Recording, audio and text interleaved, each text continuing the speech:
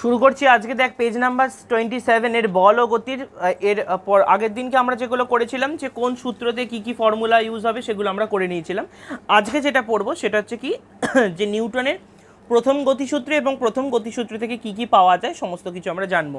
First of all দেখ লেখা আছে নিউটনের প্রথম গতিসূত্র। প্রথম গতিসূত্রের ক্ষেত্রে কার বলছি না নিউটনের প্রথম সূত্র। তাহলে নিউটনের সূত্রের ক্ষেত্রে আমরা কি কি বুঝবো? নিউটনের যে প্রথম যে লটা বলা হচ্ছে কি যে প্রথম যে লটার ক্ষেত্রে বলা হয়েছে যে বাইরে থেকে প্রযুক্ত বল দ্বারা অবস্থার পরিবর্তন ঘটাতে বাধ্য না করলে, কি বললাম, বাইরে থেকে প্রযুক্ত বল দ্বারা অবস্থার পরিবর্তন ঘটাতে বাধ্য না করলে স্থির বস্তু চিরকাল স্থির থাকবে, গতিশীল বস্তু সচল সরলরেখা বরাবর সমবেগে চলতে থাকবে। অর্থাৎ আমরা যদি একটা ইটের টুকরোকে রেখে দিই সামনে, তার মানে সেটা কিন্তু ওর কোনো প্রাণ নেই, ঠিক আছে। তার মানে ওকে যদি আমরা একটা পায়ে দিয়ে শুট মারি, তার মানে ওকে আমাকে বল প্রয়োগ করতে হচ্ছে, তাহলে বল প্রয়োগ করলে ওর জায়গার পরিবর্তন হচ্ছে। কিন্তু যদি একটা পাখা আছে, তাহলে সেই পাখাটাকে আমি সুইচ মারলাম, তার মানে তার মধ্যে তড়িৎ শক্তি তড়িৎ বল প্রযুক্ত হলো, তার মানে সে কী করবে, তার যেহেতু পাখাটা গোল তাই জন্য ও কী করবে, গোল পথেই কিন্তু বারবার একই পথে কিন্তু ঘুরতে থাকবে, ঠিক আছে। তাই জন্যই বলা হচ্ছে কি সচল সরলরেখা বরাবর কিন্তু চলতে থাকবে। ক্লিয়ার? তারপরে দেখ নিচে একটা লাইনে লেখা আছে, ওটা তলা দাগ দিয়ে রাখ। প্রথম সূত্র থেকে কি পাওয়া গেছে? বলের সংজ্ঞা পাওয়া যায়, ওটা তলা দাগ দিয়ে রাখ। তাহলে প্রথম সূত্র থেকে কি পাওয়া যায়? প্রথম সূত্র থেকে হচ্ছে বলের সংজ্ঞা পাওয়া যায়। তাহলে বল কাকে বলছি? দেখ বলছে কি বাইরে থেকে যে প্রভাব বা যে জিনিসটা দিলে কোনো বস্তুর স্থির অবস্থাকে অথবা সরলরেখা বরাবর সমবেগে চলাকে পরিবর্তন করতে পারছি। অর্থাৎ বল মানে কাকে দেবো? কোনো একটা স্থির অবস্থা, যেটা বললাম যে একটা ইঁটের টুকরো আছে, সেই ইঁটের টুকরোটাকে যদি বল প্রয়োগ করি, তাহলে বল প্রয়োগ করলে কী হবে? বল প্রয়োগ করলে সেই জিনিসটা এগিয়ে যাবে। প্লাস জিনিসটার ক্ষেত্রে কী হবে, আবার ধর একটা সাইকেল আমি জোরে চালাচ্ছি, আমি বুঝতে পারছি যে সামনে একটা লোক এসে দাঁড়িয়ে গেছে, তাহলে মানে আমাকে কী করতে হবে? ব্রেক কষতে হবে। তাহলে ব্রেক কষাটাও কিন্তু এক ধরনের বল। তাহলে যেমনি ব্রেকটা কষলাম তেমনি আমার সাইকেলটা দাঁড়িয়ে গেল বা সাইকেলের গতিটা একটু হলেও কমে গেল। তার মানে এই যে চলাটাকে পরিবর্তন করলাম, বা আমরা সমপথে যেভাবে যাচ্ছি, একটা যখন গলির মোড় আছে, সেই গলির মোড়টা থেকে আমি সেমভাবে ঢুকতে পারবো? আমাকে কি করতে হবে? স্পিডের সঙ্গে সঙ্গে ডাউন করে দিতে হবে, তবেই আমি একটা, বা হয় পাটা মাটিতে নামিয়েই হোক বা আমি ব্রেকটা কষি হোক, সঙ্গে সঙ্গে আমাকে ব্রেকটাকে কমাতে হবে, মানে স্পিডটা কমাতে হবে। সেই জিনিসটাকে বলছে কি বল। বুঝতে পেরেছো? নেক্সট হচ্ছে কি বলের প্রভাব। তাহলে বলের প্রভাব দেখ ওখানে 5খানা পয়েন্ট লেখা আছে, প্রত্যেকটা পয়েন্টের মানেগুলো বলছি। যেমন দেখ প্রথম পয়েন্টে লেখা আছে যে কোনো একটা স্থির বস্তুকে গতিশীল করতে পারছি। অর্থাৎ কোনো একটা স্থির বস্তু রয়েছে, ওই যে বললাম একটা ইটের টুকরো, ইটের টুকরোটাকে যদি বল প্রয়োগ করা হয় তবেই সে কিন্তু বাইরে গতিশীল হতে পারবে, ঠিক আছে। বা আমরা ধর অনেকে দেখবি হেলিকপ্টার ইউজ করি, ছোটোবেলাতে গেম খেলার সময় হেলিকপ্টার ইউজ করি, ছোটোখাটো যে গাড়িতে দম দেওয়া যে গাড়িগুলো থাকে, তার মানে কি দম দেওয়াটাও কিন্তু এক ধরনের বল, ঠিক আছে। তাহলে সেই আবার আমাদের দেখবি ছোটোবেলাতে আমাদের মায়েরা কিন্তু কান মুলে দিত, তাহলে কান মুলাটাও কিন্তু একটা ধরনের বল। যেমনি অনেকদিন ধরে বদমাইশি করতে করতে একটা ধরনের বল প্রয়োগ হলো, আবার কয়েকদিন ভালো করে পড়াশোনা করলাম, আবার বদমাইশির লেভেল বেড়ে গেল, এইভাবে কিন্তু আমাদের বদমাইশি চলতে থাকে। তো তারপর এটা কি বলা হয়েছে দেখ, সেকেন্ড পয়েন্টে বলা হয়েছে যে কোনো একটা গতিশীল বস্তুকে কিন্তু স্থির অবস্থা আনতে পারছি, ঠিক আছে। তাহলে কোনো একটা গতিশীল বস্তু আছে, তার মানে একটা গাড়ি ফুল স্পিডে যাচ্ছে, তার মানে তাকে ব্রেক না কষলে আমি কিন্তু তাকে থামাতে পারবো না। তাহলে একটা গতিশীল বস্তুকে কী করলাম? স্থির অবস্থা আনতে গেলে কিন্তু আমাকে বল প্রয়োগ করতে হচ্ছে। নেক্সট পয়েন্টে দেখ বলা আছে একটি গতিশীল বস্তুর বেগ পরিবর্তন, তার মানে গতিশীল বস্তুর আরও স্পিড দরকার, তাহলে আমাকে আরও বেশি বল প্রয়োগ করতে হবে, ঠিক আছে। একটা মোটর চলছে, ওই মোটরটাকে যদি আরও বেশি জোরে ঘোরানো হয়, তার মানে তার স্পিড আরও বেশি বাড়বে।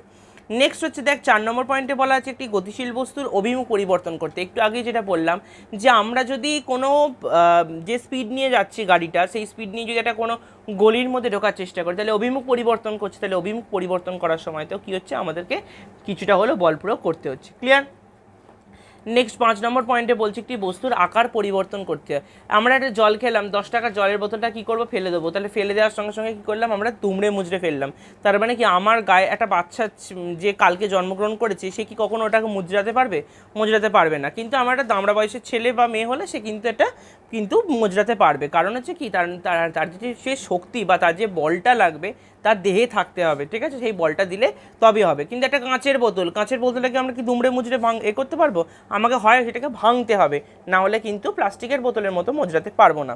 তাই জন্য বলছি যে বস্তুর আকার পরিবর্তন করতে হলে কিন্তু বল লাগবে। নেক্সট হচ্ছে আমরা দুটো জিনিস পড়বো, একটা হচ্ছে প্রতিমিত বল আর একটা হচ্ছে কার্যকর বল। প্রতিমিত বল আর কার্যকর বলের কনসেপ্টটা কীরকম? ধর প্রতিমিত বল মানে হচ্ছে যে বলটাতে আমরা একজন হোক দুজন মিলে হোক আমরা বলটা প্রয়োগ করব, কিন্তু কোনো রকমভাবে স্মরণ করবে না। যেমন হচ্ছে একটা দেয়ালকে আমি একজন হোক দুজন হোক পাঁচজন হোক 1,00,000 জন মিলেও যদি দেয়ালটাকে ধরে ধাক্কা মারি, কখনোই কিন্তু দেয়ালটা মাটি থেকে কখনোই সরে যাবে না। কিন্তু তাহলে সেটাকে কি বলা থাকে? কি প্রতিমিত বল। ঠিক আছে, যেমন দেখ ওখানে আমরা কি করলাম, বা এটাও একটা প্রতিমিত বল হতে পারে। কীরকম? ধর আমরা টাগ অফ ওয়ার খেলছি, অর্থাৎ স্কুলে তো অনেকে টাগ অফ ওয়ার খেলে, আমরা দুদিকেই সমান বল প্রয়োগ করছি। সমান বল প্রয়োগ করতে করতে কী হয়? দড়ি টানাটানি খেলা দুদিকেই দলে যদি ছেলে বা মেয়েরা দুদিকে যদি সমান বল প্রয়োগ করে থাকে, তাহলে সমান বল প্রযুক্ত হলে কী হবে? তাহলে সেখানে কিন্তু কখনোই আমার কিন্তু এগোবে না, কারণ যেদিকে বেশি বল প্রযুক্ত হবে সেদিকেই কিন্তু এগিয়ে বা পিছিয়ে যাবে। দেখ তার মানে আমরা তাহলে প্রতিমিত বল বলতে গেলে যদি দুদিকেই যদি সমান বল প্রযুক্ত হয়, তার মানে সেখানে কিন্তু কখনোই কোনো দিকে কিন্তু বলটার বহিঃপ্রকাশ ঘটবে না। বা আরেকটা জিনিস, ধর একটা দেয়াল রয়েছে, ঠিক আছে, এই দেয়ালটাকে কোনো একটা মানুষ সে কী করছে, সে হাত দিয়ে কিন্তু এটাকে ঠেলছে। তার মানে কি হয়? আমরা যখন জিনিসটাকে ঠেলি তখন দেখবি আমাদের যে পাটা দেখবি আমাদের বিপরীত দিকে কিন্তু ক্রিয়া করে, তাই তো? পাটা দেখবি পেছন দিকে সরে যায়, তবেই কিন্তু আমরা সামনের দিকে পুশ করতে পারছি। তাহলে যখনই হাতটা সামনের দিকে যাবে, পেছন দিকে পাটা সরে যাবে, যখন দুটো দিকে যখন সেম বল প্রযুক্ত হবে, তখন কিন্তু কোনো কিছুই কার্যকর হবে না। তাই জন্য সেই বলটাকে বলা হয় থাকে প্রতিমিত বল। দেখ বইতে কিন্তু পেজ নাম্বার 28 দেখ ছবি দেওয়া আছে। দেখ প্রতিমিত বলের প্রভাবে বস্তু কিন্তু স্থিরই থাকছে। দেখ একটা লোক কিন্তু একটা দেয়ালের বা এরকম একটা বক্সকে জিনিস সরাচ্ছে, বাট তার কিন্তু কিছুই হচ্ছে না। ঠিক আছে, আচ্ছা, নিচে এরকম 2-3-4খানা মতো উদাহরণ দেওয়া আছে, তো ওখানে দেখলেই কিন্তু বুঝতে পেরে যাবি। তো এরপর নেক্সট চলে আসছে যে কার্যকর বল। কার্যকর বল কাকে বলা হবে? কার্যকর বল হচ্ছে যখন বলটা প্রযুক্ত হওয়ার পর যখন সেটার বহিঃপ্রকাশ ঘটছে, সেটাকে বলা থেকে কি কার্যকর বল বলা হয়। যেমন আমি একটা এক্সাম্পল দিই, ধর একটা দেয়াল আমি তো সরাতে পারলাম না, আমি একটা আলমারি সরাচ্ছি। একটা আলমারি একজনকে দিয়ে সরানোর চেষ্টা করলাম, দেখলাম সরলাম না। আমি দুজনকে দিয়ে সরালাম, চেষ্টা করলাম, হালকা সরলো। আমি তাহলে দুজনের জায়গায় আমি 4জনকে ইউজ করলাম, তাহলে দেখলাম গড় করে কিছুটা এগিয়ে গেল। তার মানে কি আমি যখন বল প্রয়োগ করলাম এবং বল প্রয়োগের ফলে যখন সেই বলটার একটা প্রয়োগের বহিঃপ্রকাশ ঘটলো, তখন সেখানে কিন্তু সেটাকে বলা থেকে কিন্তু কার্যকর বল বলা হবে। ক্লিয়ার? তার মানে কার্যকর বল মানে কি? সেটার একটা বহিঃপ্রকাশ ঘটবে। ওই জন্য দেখ লেখা আছে সমস্ত বলের লব্ধি বল যদি শূন্য না হয়, যদি শূন্য হয় তার মানে কি লব্ধি বলের মান যদি শূন্য হয়। দেখ পেজ নাম্বার 28 নিচের দিক করে লেখা আছে কার্যকর বলের সংজ্ঞাটা। দেখ লেখা আছে কি লব্ধি বল শূন্য হওয়া মানে কীরকম বোঝায়? যেটা প্রতিমিত বলের ক্ষেত্রে দেখলাম যে আমি একটা দেয়ালের মধ্যে আমি দাঁড়িয়ে আছি, রাম শ্যাম যদু মধু 5জন মিলে দেয়ালটাকে ঠেলছি, তাহলে প্রত্যেকেই তো কিছু না কিছু করে পরিমাণ বল দিয়েছে। তাহলে লব্ধি বল মানে হচ্ছে সবকটা বলের সমষ্টি। লব্ধি বল মানে কি? সবকটা বলের সমষ্টি। তাহলে সবকটা বলের মান যদি সমষ্টি শূন্য না হয়, তার মানে যদি শূন্য হয়ে যায় তাহলে সেটাকে বলবে প্রতিমিত বল, আর যদি শূন্য না হয় তাহলে সেটাকে বলবো কি কার্যকর বল। যেমন দেখ একটা উদাহরণ ওখানে দেওয়া আছে, দেখ একটা দেয়ালের মধ্যে পেজ নাম্বার 29 দেখ একটা ছবি দেওয়া আছে যে একটা লোকের জায়গায় দুটো লোক মিলে কিন্তু জিনিসটাকে ঠেলছে। তার মানে অবভিয়াসলি জিনিসটা কী হচ্ছে? এগোতে পারছে, কারণ ওদিকে কী হচ্ছে? বলটা বেশি হচ্ছে, ওই জন্য। তারপর দেখ ওখানে 3 নম্বর পয়েন্টে দেখ একটা লেখা আছে এক ব্যক্তি সাইকেল চালিয়ে গতিশীল অবস্থায় রয়েছে, এক্ষেত্রে সাইকেল এবং চালকের কার্যকর বল ক্রিয়া করলে গতির পরিবর্তন ঘটবে। কারণ হচ্ছে কি একটা কার্যকর বল, আমরাই কিন্তু যে সাইকেল চালায় সেই কিন্তু গাড়ির স্পিডটা কখন বাড়াবো কখন কমাবো, একটা খড়খড়ানি রাস্তা আছে সেখানে বেশি বাম্পার আছে, কেউ কোনোদিনই জোরে গাড়িটাকে চালাবে না, তাই জন্য তাকে সে সঙ্গে সঙ্গে কী করবে? স্পিডটাকে কমিয়ে দেবে। তার মানে সে কী করবে? নিজের চেষ্টাতে করবে, তাই তো পুরো জিনিসটা ওই জন্যই হচ্ছে।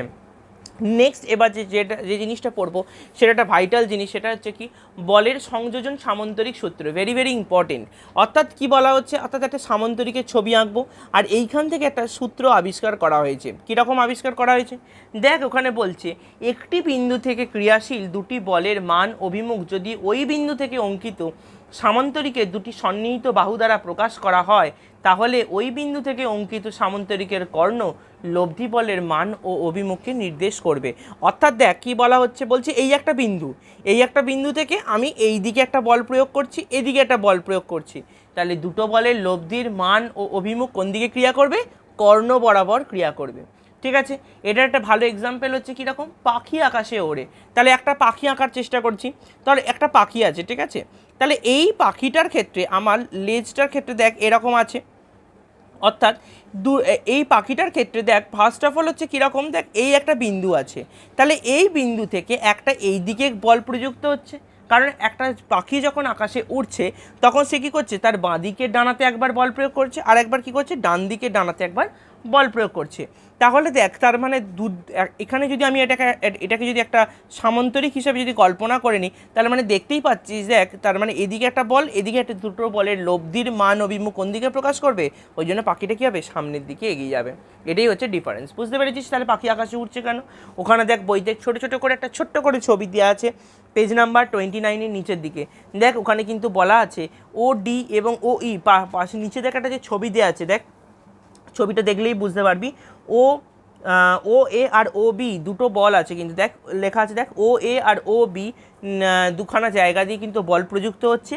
আর সামনে দেখ যেখানে পাখিটার লেজের পোর্শনটা আছে, দেখ লেখা আছে সি, তার মানে এদিকটা হচ্ছে ও এ, এদিকটা হচ্ছে ও বি, তার মানে পাখিটা কোন দিকে যাবে, ও সি বরাবর কিন্তু পাখিটা এগিয়ে যাবে। বুঝতে পেরেছিস কীভাবে পাখি আকাশে উঠছে? তখন এটা কিন্তু পুরোটাই এঁকে ডেসক্রাইব করতে হবে, কিন্তু পাখি আকাশে কীভাবে ওড়ে তখন কিন্তু এই পুরো জিনিসটা এঁকে নিয়ে ছোট্ট করে এঁকে নিয়ে আমাকে বোঝাতে হবে যে কোথায় কোন বিন্দুটা কোথায় বল প্রয়োগ করছে, কোথায় লব্ধি বলের মান অভিমুখ কোথায় প্রকাশ করছে, সেটা কিন্তু এখানে লিখতে হবে। আর পুরোটার জন্য প্রমাণ করতে হবে, এটা 3 নম্বর আসে কিন্তু। ক্লিয়ার? নেক্সট চলে যাচ্ছে এর পরবর্তী পেজ, বলের বিভাজন বা বলের উপাংশ। ঠিক আছে, বলের বিভাজন বা বলের উপাংশ কি? অর্থাৎ সামান্তরিকের সূত্র থেকে একটা কনসেপ্ট আছে, সেখানে হচ্ছে কি বলের বিভাজনকে বলা হচ্ছে। ঠিক আছে, বলের বিভাজনকে বলা হচ্ছে। দেখ ওখানে কি লেখা আছে, অর্থাৎ বলকে যতগুলো ডিভাইড পোর্শনে ভেঙে দেবো সেগুলোকে বলা হয় থেকে বলের বিভাংশ বা উপাংশ বলা হয় থেকে। ঠিক আছে, বলকে যত বেশি আমি ভেঙে ভেঙে ইউজ করব তখন সেটা হয়ে যাচ্ছে কিন্তু বলের বিভাজন বা উপাংশ বলা হয় থেকে। যেমন দেখ ওখানে একটা লেখা আছে গুণ দিয়ে নৌকা টানা। গুণ দিয়ে মানে কি, নৌকার পাল তোলার জন্য একটা পাশে একটা দাঁড় টানা থাকে। ঠিক আছে, অর্থাৎ এইখানে দেখ আমি একটা নৌকা আঁকার চেষ্টা করলাম, অর্থাৎ দেখ এইরকম একটা নৌকা, এইরকম জিনিসটা, অর্থাৎ এখান থেকে একটা গুণ দেওয়া হয়েছে। ঠিক আছে, আমার যখন স্রোতটা কোন দিকে চলছে, স্রোতটা চলছে হচ্ছে আমার এই দিকে চলছে। ঠিক আছে, তার মানে নৌকাটা কোন দিকে যাবে, নৌকাটা যাচ্ছে কোন দিকে, এদিক বরাবর। ঠিক আছে, আর আমি কি করছি, আমি ওপারে নিয়ে যাব নৌকাটাকে, তার মানে নিয়ে যাওয়া উচিত কি সামনের দিকে। তাই জন্য কি করা হচ্ছে, তাই জন্য যখন আমরা টানা হবে তখন যে মাঝি সে কী করবে, কর্নার বরাবর টেনে নিয়ে যাচ্ছে। কারণ কি, কারণ আমাকে নৌকাটা নিয়ে যেতে হবে কোন দিকে, সামনের দিকে, যেহেতু জলটা ওদিকে যাচ্ছে আমাকে জলের দিকে নিয়ে যেতে হবে আর আমাকে ওই পারে নিয়ে যেতে হবে। তাহলে এদিকে একটা বল এবং এদিকে একটা বল, দুটো বলের মান অভিমুখটা কী হয়ে গেল, কর্ণ বরাবর ক্লিয়ার করবে। ওই জন্য দেখ ওখানে লেখা আছে, ছবিটা দেখ ডিসক্রাইব করার পর ওখানে কী কী লেখা আছে দেখ, বলছে ছবিটার দিকে তাকিয়ে দেখ, ও আর রেখাটাকে কর্ণ করলে ও এ আর বি একটা আয়তাকার ছবি তৈরি হয়েছে। দেখ পিকচার অনুযায়ী দেখ ও এ আর বি পেয়েছিস ছবিটা, সেই পিকচারটার মধ্যে দেখ ও এ আর বি, এই পিকচারটার মধ্যে দেখ ওখানে কি কি বলা আছে। একটা হচ্ছে ও এ বল দ্বারা নদীর সমান্তরালে ক্রিয়া করছে, তার মানে দেখ পিকচার অনুযায়ী যদি আমি নৌকাটাকে ও ধরি, এ হচ্ছে এই বিন্দুটা, তার মানে কি হচ্ছে নদীর সমান্তরালে ক্রিয়া করছে। আর একটা কী আছে, নৌকাকে সামনের দিকে এগিয়ে নিয়ে যাচ্ছে ওই জন্য। আর ও বি নদীকে আড়াআড়িভাবে ক্রিয়া করছে, তার মানে এটা যদি ও হয় এই পয়েন্টটা হচ্ছে বি, তাহলে ও বি বরাবর কী হচ্ছে, ওপারে নিয়ে যাচ্ছে। তার মানে যখন এই ওদিকে নিয়ে যাচ্ছে তার মানে নৌকার হালটা কোন দিকে ক্রিয়া করছে, তখন কিন্তু এই কর্নার বরাবর চলে যাচ্ছে। ওই জন্য দেখ পিকচারটাতে ও আর কিন্তু ওইটা ডিরেকশন দিচ্ছে, দেখ পিকচারটার মধ্যে কিন্তু ও আর হচ্ছে ওই ছবিটাকে কিন্তু ডেসক্রাইব করছে। ঠিক আছে, নেক্সট হচ্ছে দেখ ওইটার পরের লাইনে লেখা আছে যে ওইটা দ্বারাই কিন্তু নৌকার হাল ব্যবহার করা হয়, ফলে নৌকাটা কিন্তু সামনের দিকে এগিয়ে যায়। নেক্সট বলছে দেখ রোলারের ক্রিয়া, ভেরি ভেরি ইম্পর্টেন্ট জিনিস, কিন্তু ওখানে দেখবি লেখা আছে রোলারকে ঠেলা অপেক্ষা টানা অনেক বেশি সুবিধাজনক। তাহলে ঠেলার থেকে টানা অনেক বেশি সুবিধাজনক যখন বলবে তখন কিন্তু 3 নম্বর দিলেও দুটো ছবিকে কিন্তু এঁকে কিন্তু বর্ণনা করতে হবে। ঠিক আছে, দেখ এটার ভালো এক্সাম্পল কী দিয়েছে, ফার্স্ট জিনিসটা দিয়েছে কি যে রোলারকে ঠেলা, অর্থাৎ রোলারকে ঠেলা মানে কীরকম বোঝায়, রোলারকে ঠেলার কনসেপ্টটা কীরকম আছে। দেখ ধর কোনো একটা জিনিসকে আমি যখন ঠেলে নিয়ে যাচ্ছি তাহলে আমাকে ধাক্কা দিতে হচ্ছে বেশি। ঠিক আছে, তার মানে দেখ আমার ওখানে একটা ছবি দেওয়া আছে, রোলারকে ঠেলা হচ্ছে, অর্থাৎ ছবিটা কীরকম দিয়েছে, দেখ ছবিটা দিয়েছে এই রকম, একটা এদিকে একটা এদিকে একটা এই দিক বরাবর। তার মানে ওখানে ছবিটার মধ্যে দেখ কী কী বলছে, ও এখানে দিয়েছে এক্স, এখানে দিয়েছে আর, এখানে দিয়েছে ওয়াই। তার মানে দেখ ও এক্স বরাবর আমি নিয়ে আসছি। ঠিক আছে, কারণ মাটির সমান্তরালে তো আমি রোলারটাকে ঠেলে নিয়ে যাচ্ছি। তাহলে যখন ঠেলে নিয়ে যাব দেখবি আমরা যখন লাগেজ ব্যাগ যদি সামনের দিকে এরকম করে ঠেলে নিয়ে যাই আমাদের কিন্তু অনেকটা কষ্ট হবে, ঠিক আছে। কিন্তু আমরা লাগেজ ব্যাগ লন্ড্রির যে আমরা যে ট্রলিগুলো আমরা নিয়ে যাই, ট্রলিগুলো দেখবি পেছন দিকে আমরা এরকম অ্যাঙ্গেল করে হেলিয়ে দিই, তাই তো। তাহলে যে জিনিসটা দেখবি এই হচ্ছে আমার যদি বক্সের মতো যে ব্যাগটা হয়, তার মানে এর ওপর দিকটা যদি এরকম হাতল মার্কা যে ধরার জিনিসটা থাকে, সবসময় এটা কীরমভাবে ধরা হয় দেখবি, অ্যাঙ্গেল ওয়াইজ করে বেঁকিয়ে দেওয়া হয়, তাই তো। জিনিসটা হাতটা যদি এরকম ধরা হয় তার মানে আমার এইখানটা ধরলে আমার এই লাগেজটা বইতে অনেক বেশি সুবিধা হচ্ছে। তাহলে কি করে হচ্ছে, এই পুরো জিনিসটাই দেখ এখানে বলা হচ্ছে যে OX OY আর OR রোলারকে ঠেলা অনেক বেশি সুবিধাজনক, ঠিক আছে। দেখ ফার্স্টে পিকচারটা দিয়েছে কি, দিয়েছে ভূমির সমান্তরাল হচ্ছে OX বরাবর ক্রিয়া করছে। ভূমির সমান্তরাল অর্থাৎ আমি একটা মাটি নিয়েছি, এই হচ্ছে বরাবর মাটি, তাহলে আমি রোলারটাকে ঠেলে নিয়ে যাচ্ছি কোন দিকে, এদিকে নিয়ে যাচ্ছি, ঠিক আছে। এবার দেখ রোলারটা ধর দাঁড় করিয়ে রেখে দিলাম, তাহলে দাঁড় করিয়ে রেখে দিলে তার টানটা কোন দিকে পড়বে, আমি একটা হাতে ভর্তি করে মাল নিয়ে যাচ্ছি, তাহলে হাত থেকে আমি যদি নিচে নামিয়ে রেখে দিই তাহলে অভিকর্ষের টান তো নিচের দিকে, 5 কেজি বা 10 কেজি হোক আর 100 কেজি হোক, টানটা কার ওপর পড়বে, আমার ওপর পড়বে, কারণ আমার টানটা কোন দিক বরাবর আছে, অভিকর্ষের টান হচ্ছে OY বরাবর। ওই জন্য দেখ ওখানে লেখা আছে OX হচ্ছে ভূমির সমান্তরাল ক্রিয়া করে, অন্যটি OY বরাবর নিচের দিকে, যার জন্য কি হয় OY কী করছে, তার মানে ধর কোনো একটা জিনিস যদি সামনের দিকে ঠেলে নিয়ে যাই, তাহলে OY যদি সামনে থাকে তার মানে কী করছে, আমার বলটার ওজনটা অনেক বাড়িয়ে দিচ্ছে। আমরা যখন লাগেজ ব্যাগটাকে যখন সামনের দিকে নিয়ে যাবো, আমার লাগেজ ব্যাগের অভিকর্ষের টানটা কোন দিকে করছে, নিচের দিকে ক্রিয়া করছে, যার ফলে ওটার ওয়েটটা আরও বেশি বেড়ে যাচ্ছে। কিন্তু জিনিসটাকে যদি আমরা পেছন দিকে টানার মতো করে নিয়ে যাই, দেখ কীরকম বলছে, পরের ছবিটার ক্ষেত্রে দেখ কীরকম হচ্ছে, রোলারকে টানার ক্ষেত্রে দেখ কীরকম হচ্ছে, টানার ক্ষেত্রে কনসেপ্টটা হচ্ছে এই রকম। অর্থাৎ আমরা যখন টেনে নিয়ে যাচ্ছি সেটা ভূমির সমান্তরাল, এখানে কোনটা ভূমির সমান্তরাল হচ্ছে এইটা, তাহলে OX বরাবর আমি গাড়িটাকে এরম করে নিয়ে যাচ্ছি, ঠিক আছে, এরকম একটা অ্যাঙ্গেল করে আমি গাড়িটাকে নিয়ে গেলাম। আর আমার আর এখানে তো অভিকর্ষের টান কিছু হচ্ছে না, আর আমি হাতটা ধরে আছি কোন দিকে, আমি হাতটা ধরে আছি আমি ওপরের দিকে, ওই জন্য নাম্বারটা হচ্ছে কি OY।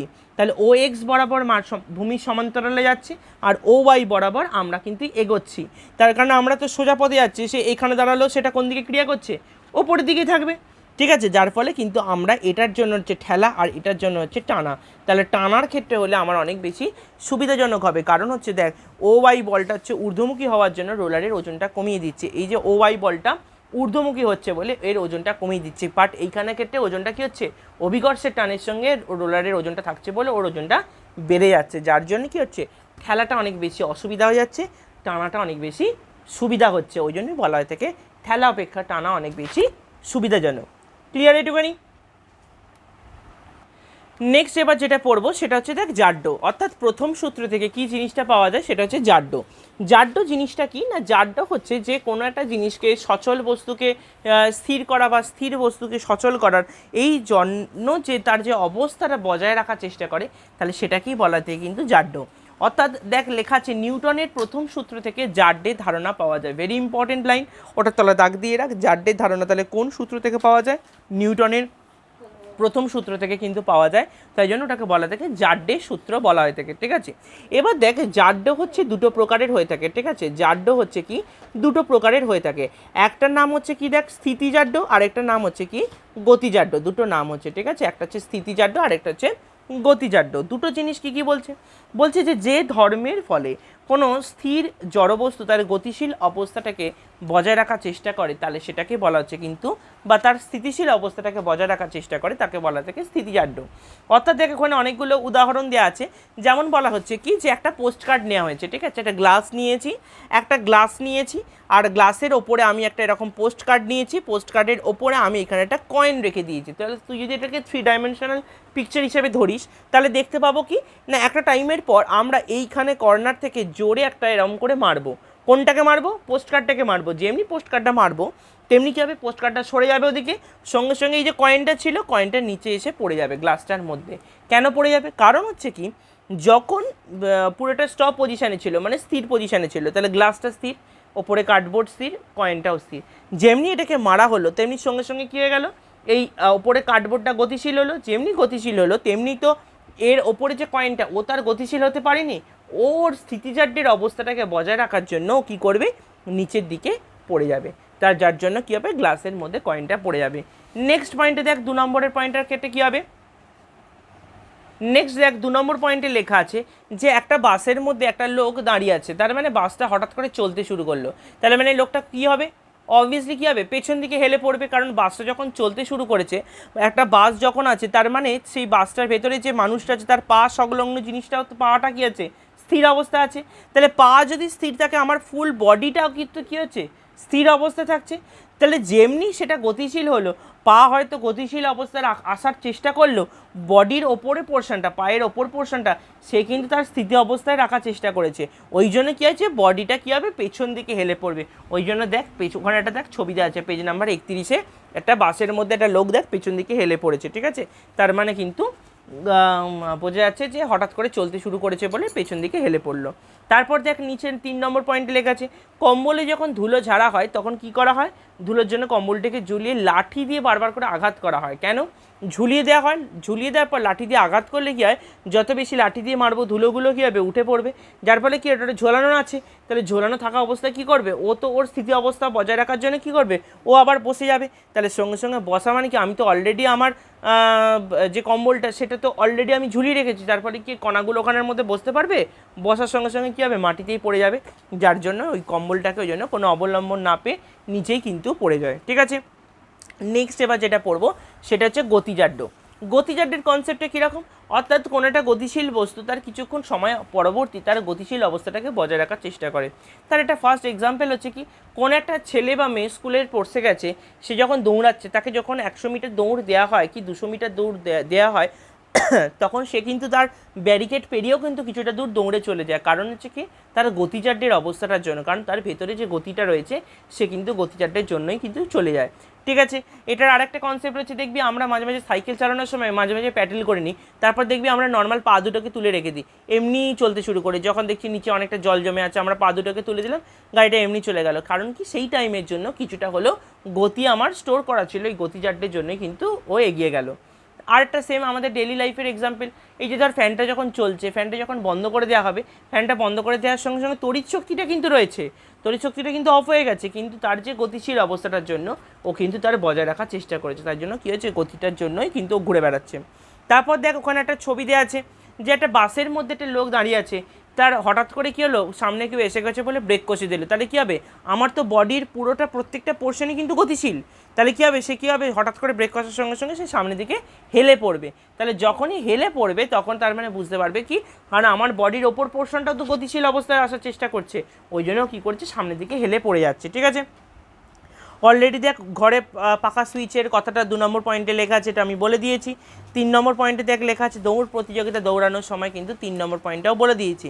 4 নম্বর পয়েন্টে দেখ লেখা আছে কোনো একটা সমবেগে গতিশীল একটি গাড়ির মধ্যে কোনো একটা যাত্রী বলকে উপরের দিকে চললো, অর্থাৎ দেখ একটা ট্রেনের মধ্যে দেখ একটা লোক যাচ্ছে, ট্রেনের ওপরে ও একটা কী করলো, বলকে উপরের দিকে ছুড়ে দিল, তার মানে কী হবে, ট্রেনটা যখন এগোচ্ছে ট্রেনের ভেতরে প্রত্যেকটা কণাই কিন্তু ট্রেনের সাথে গতিশীল, তাহলে আমরা যখন ট্রেনের মধ্যে থেকে ট্রেনের বাইরের জিনিসটাকে দেখবো, কি দেখলে মনে হয় বাইরের জিনিসগুলো সব চলে যাচ্ছে, কিন্তু যখন ট্রেনের মধ্যে আমি যখন বলটা ছুঁড়েছি, তার মানে কী হবে, বলটা ছোড়ার সঙ্গে সঙ্গে কী হবে, সে আবার আমার হাতে এসে পড়বে, কারণ হচ্ছে কি, কারণ ঘরের মধ্যে ইন্টেরিয়ার পার্টের মধ্যে প্রত্যেকটা কণা, প্রত্যেকটা গ্যাস সেই টাইমের মধ্যে কিন্তু গতিশীল হয়ে গেছে, ওই জন্য দেখ লেখা আছে গাড়ির ছুড়ে দেওয়ার মুহূর্তে বলটিতে গাড়ির গতির অভিমুখে একটি বেগ থাকে, আর যার জন্য বলটা ওপরে থেকে ওঠা এবং নামার সময় গতিজাড্যের জন্যই সেই বেগ বজায় রাখার চেষ্টা করে, যার ফলে যাত্রীটির হাতটা কী হবে, যাত্রীটির হাতেই কিন্তু এসে ওই জিনিসটা এসে পড়বে। বুঝতে পেরেছিস, এই পর্যন্তই কিন্তু আমাদের আজকে পড়ানো হলো।